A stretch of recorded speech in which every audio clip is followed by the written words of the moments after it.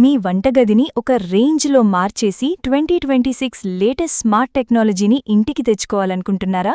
అయితే ఆలస్యం చేయకుండా శాంసంగ్ నుండి వచ్చిన సరికొత్త 350 లీటర్ల wifi bespoke AI double door రిఫ్రిజిరేటర్ను ఇప్పుడే అన్బాక్స్ చేద్దాం. ముందుగా దీని లుక్ విషయానికొస్తే లక్స్ బ్లాక్ కలర్లో దీని ఫినిషింగ్ చూస్తేనే మైండ్ బ్లాక్ అవ్వాల్సిందే. అంత ప్రీమియంగా మరియు లగ్జరీగా ఉంది.